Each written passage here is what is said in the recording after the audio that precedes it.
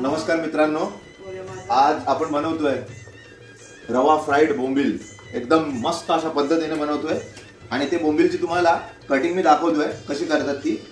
ज्यावेळी बोंबील कट करता सुरीला, जो तुमच्या सुरीची धार एकदम शार्प हवी आहे, कारण की ते बोंबलांना कट करताना ना ती सुरी खूप तुम्हाला लागण्याची शक्यता असू शकते. बघा त्याच्या कट एकदम, त्याचा काटा असतो ना ते साईडून कट मारायचे आहे आणि हात असंच नॉर्मली प्रेस करून घ्यायचा आहे. मित्रांनो, ज्यावेळी तुमचे बोंबील साफ झाल्यानंतर ना तुम्हाला सांगतो बोंबलामध्ये पाणी असतो, ते कसं काढायचं असतं पाणी बोंबलामधलं.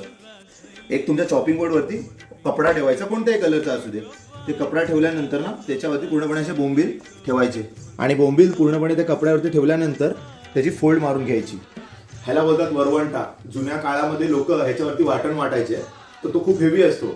तो त्या बोंबलांच्या जेव्हा तुम्ही रुमाल आहे त्याच्यावरती ठेवून द्यायचं, कारण की का त्याच्या वजनाने पूर्ण पाणी निघून जातो पूर्ण खाली. त्यानंतर तुम्हाला मी मॅरिनेशन दाखवतोय.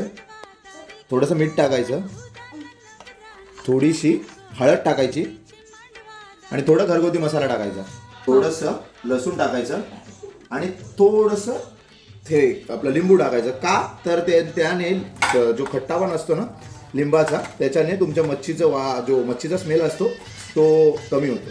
बोंबीलच्या म्हणजे तुम्ही बोंबील जेव्हा फ्राय करता ना तेव्हा क्रिस्पीनेससाठी एका छोट्याशा बाउलमध्ये ना तुम्ही बाउलमध्ये किंवा वाटीमध्ये रवा, त्याच्यानंतर थोडंसं लाल तिखट, थोडंसं मीठ आणि थोडा भाकरीचा आटा असं मिक्स करून घ्यायचं सुंदर असं.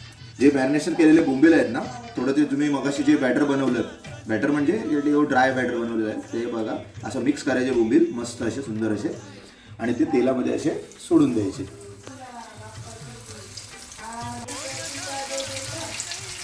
असे बघा, दिसायला पण खूप छान दिसत आहेत आणि पूर्णपणे शिजलेले आहेत. आणि बोंबील शिजायला टाइम लागत नाही हो जास्तीत जास्त तुमचे 5 मिनिट जातात.